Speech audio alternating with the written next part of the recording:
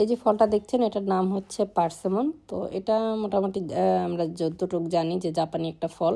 তো এটা ইউরোপে খুব বেশি পাওয়া যায়। আর বিশেষ করে আমি বলবো এই যে নভেম্বর, ডিসেম্বর, জানুয়ারি মানে শীতকাল যে কদিন থাকে সে কদিন কিন্তু ফলটা খুবই ভালো মানের পাওয়া যায়। মানে ফলটা এখানে ইউরোপিয়ান কান্ট্রিতে সবসময় পাওয়া যায়, বাট আমি যেটা দেখেছি শীতকালে এটা খুব টসটসে পাকা টাইপের থাকে। যে দেখেন টিপলে একটু হালকা হালকা নরম হয় এবং ভিতরটা কিন্তু একদম হচ্ছে অরেঞ্জিশ একটা কালার থাকে। এটা কিন্তু আপনি কাঁচা খেলে মজা পাবেন না। অনেকেই দেখলাম ইদানিং ফেসবুকে এটা কেটে খেয়ে রিভিউ দিচ্ছে যে খেতে আপেলের মতো।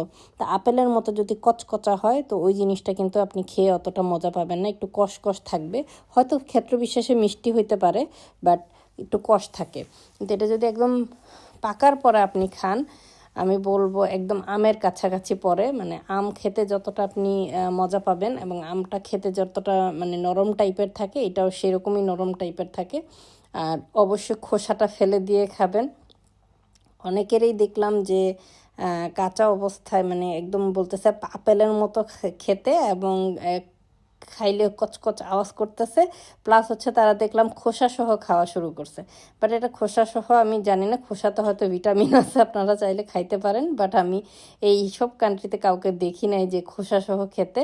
তা আমরা মোটামুটি খোসা সহ আমরা খাই না, আমরা খোসাটা ফেলে দিই, কারণ খোসাটা আসলে হজম করাটা আমি জানি না কতটুকু যুক্তিযুক্ত হবে, খোসাটা খেতে অত ভালো না। তো আমি ফেলে দিয়েই খাই। কাঁচা অবস্থায় খোসা খেতে কীরকম জানি না, কারণ আমি হচ্ছে কাঁচা কখনো খাই না। যেটা বলে মানুষ আপেলের মতো কচকচ করে, এটা দেখেন এই যে ধরলে আমি কিন্তু মানে দেবে যাচ্ছে, এতটাই নরম। পেঁপে বা আম পাকার পরে যে কন্ডিশনে থাকে, এটাও পাকার পরে সে সেম কন্ডিশনে থাকে, একদম নরম থাকে, তুলতুলে নরম, আপনি চাপ দিলে ভর্তা হয়ে যাবে এইরকম। তো খোসাটা ফেলে দিয়ে এরকম স্লাইস করে আমি নর্মালি বাচ্চাদেরকে দিই। আর যদি দেখি কখনো আমার মানে হাতে টাইম নাই, সেক্ষেত্রে হচ্ছে কি আমি খোসা সহ কেটে ফেলি পিস পিস করে। বাট খাওয়ার সময় হচ্ছে জাস্ট আমরা পেঁপে যেরকম খোসা সহ খাওয়ার সময় জাস্ট মাঝখানের মাংসটা খাই এবং খোসাটা ফেলে দিই, ঠিক সেই রকম করেই খেতে হয়, আমরা এভাবেই খাই। বাট খোসাটা খাওয়াটা কতটুক যুক্তিযুক্ত আই ডোন্ট নো।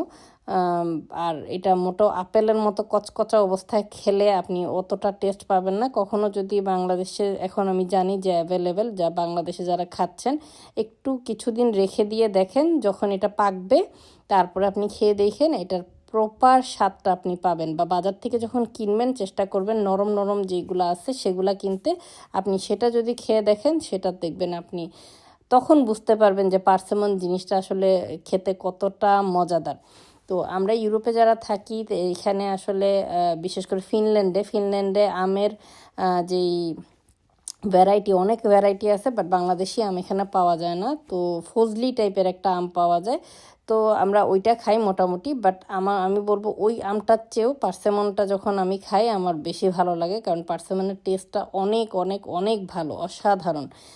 ফিনল্যান্ডে আমের অত কোয়ালিটি ভালো হয় না, তাই আমি নর্মালি যখনই সিজন আসে এই পার্সেমনটাই আমি খাওয়ার চেষ্টা করি এবং বাচ্চাদেরকে খাওয়ানোর চেষ্টা করি। আমার বাসায় মোটামুটি সবাই পছন্দ করে। এবং আবারও বলবো খোসা সহ খাইন না, আর কাঁচা অবস্থায় খেয়েন না। হ্যাঁ, খোসাটা খাওয়াটা ঠিক না আর কি।